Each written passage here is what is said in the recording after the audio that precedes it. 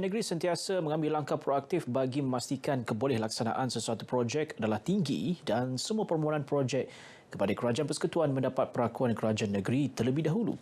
Ia seperti yang termaktub dalam garis panduan penyediaan kajian separuh penggal Rancangan Malaysia ke-12 dan permohonan projek pembangunan tahun 2024 hingga 2025 biayaan Persekutuan.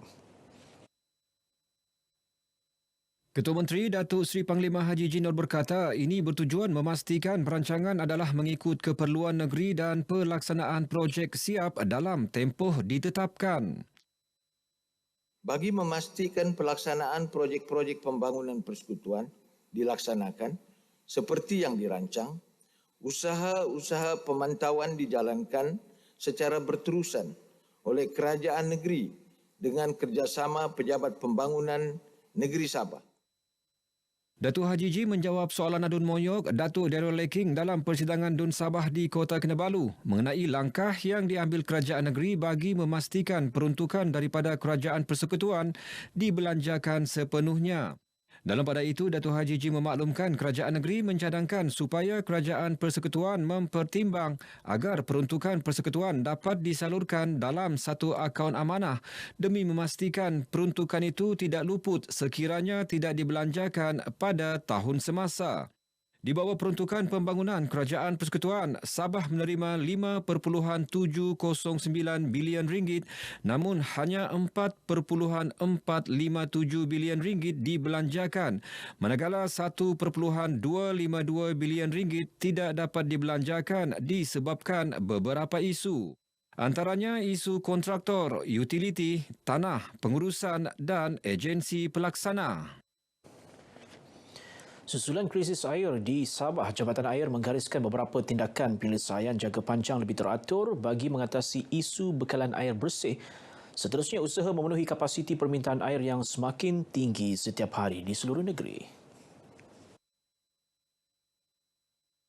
Timbalan Ketua Menteri Datuk Shah Helmi Yahya berkata ia juga sebagai komitmen untuk menangani isu utama dihadapi Jabatan Air seperti kejadian paip bocor, paip usang, kecurian air dan kualiti sumber air mentah yang semakin merosot. Katanya tindakan penyelesaian jangka panjang itu antara lain melibatkan perancangan dan pembinaan projek kajian, kemungkinan dan konsep reka bentuk bekalan air Kota Kinabalu Fasa 3 yang kini sedang di peringkat kajian konsep. Untuk kejadian paip bocor, Jabatan Air Negeri Sabah telah dan akan menawarkan kontrak-kontrak penyelenggaraan paip mengikut zon-zon di seluruh negeri Sabah bagi menggantikan paip yang usang dan bekarat. Selain itu, sekiranya terdapat aduan ataupun laporan kebocoran paip atau paip pecah daripada pengguna atau orang awam, pihak Jabatan Air Negeri Sabah akan mengambil tindakan segera dalam jangka masa 24 jam agar kerja-kerja pembaikan dapat dilaksanakan. Datuk Shah Helmi menyatakan demikian bagi menjawab soalan adun senalang Datuk Seri Panglima Muhammad Syafiee Apdal dalam persidangan Dun Sabah di Kota Kinabalu bagi mengatasi masalah bekalan air di Sabah lebih-lebih lagi ketika musim panas. Kementerian Pembangunan Perindustrian dan Keusahawanan komited menarik pelaburan berimpak tinggi agar dapat mewujudkan peluang pekerjaan sekaligus memantapkan ekonomi di negeri ini. Ia melibatkan nilai pelaburan RM20.35 bilion.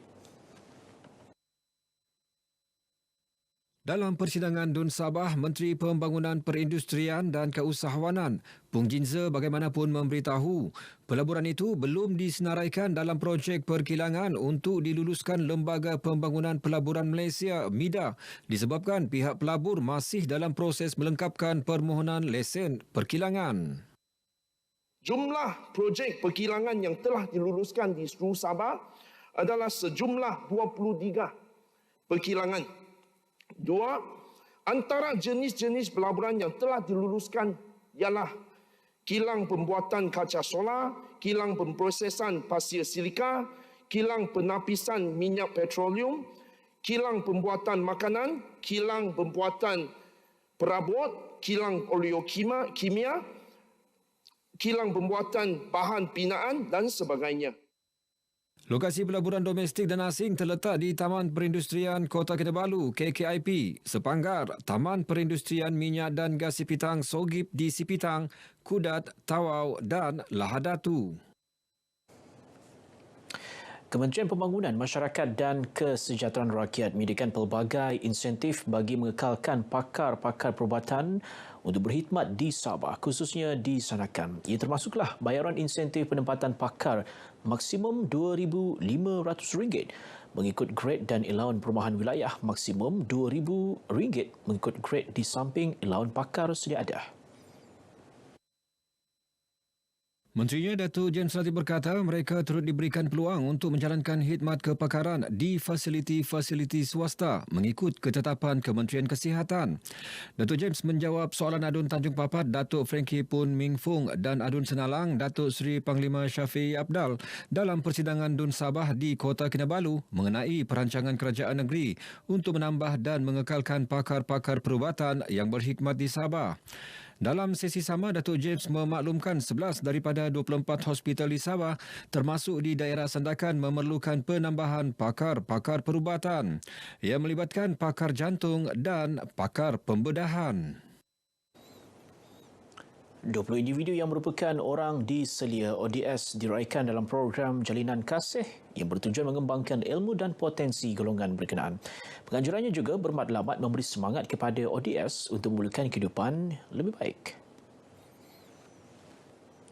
Program julung kali ini diadakan di Pusat Reintegrasi Penghuni Tuaran. Menurut Timbalan Pengarah Penjara Negeri Sabah dan Wilayah Persekutuan Labuan, Abdul Rauf Langpasih, sokongan masyarakat kepada ODS untuk kembali kepada masyarakat adalah penting.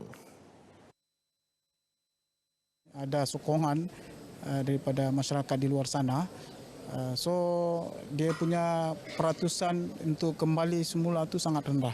Jadi sebab itu harapan saya pada masyarakat supaya masyarakat boleh menerima mereka dan dalam masa yang sama bersama-sama dengan Jabatan Penjara Malaysia untuk memberi kepulihanlah kepada para ODS ini. Di sini kami dapat melihat keprihatinan pihak penjara mengadakan program begini. Di sana kami dapat mengeratkan hubungan silaturahim kami bersama keluarga yang sudah lama terpisah, sudah lama tidak berjumpa bersua muka ya. Di sini juga kami dapat meyakinkan diri kami, meningkatkan jati diri kami, mendisiplinkan diri kami supaya dapat mengharungi apa sahaja yang akan datang nanti berhadapan dengan masyarakat di luar, insya-Allah. Kami dapat menjalankan lagi hubungan silaturahim yang baik setelah lama tidak berjumpa, dan saya rasa ini memang peluang keemasan lah untuk kami untuk juga mengetahui macam mana suasana di sini dan juga bersua muka dengan ahli keluarga yang telah lama terpisah.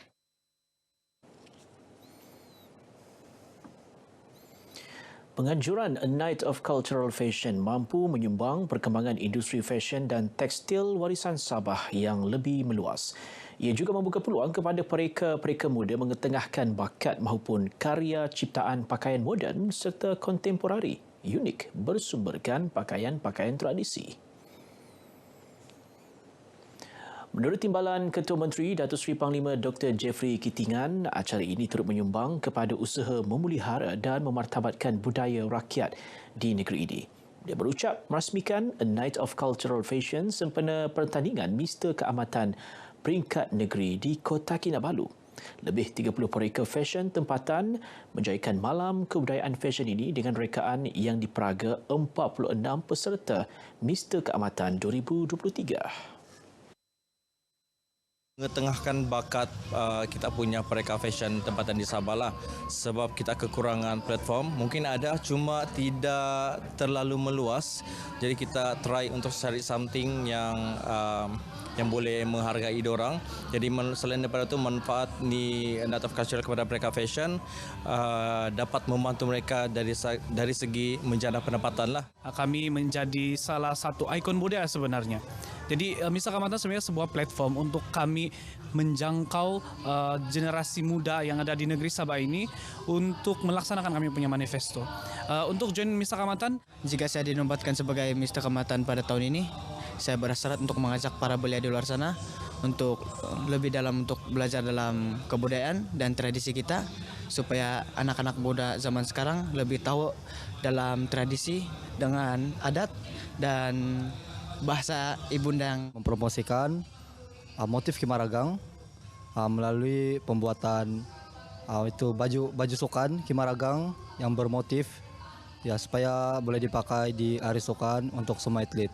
Ini juga akan meningkatkan semangat atlet dan akan membawa motif Kimaragang di sosial media.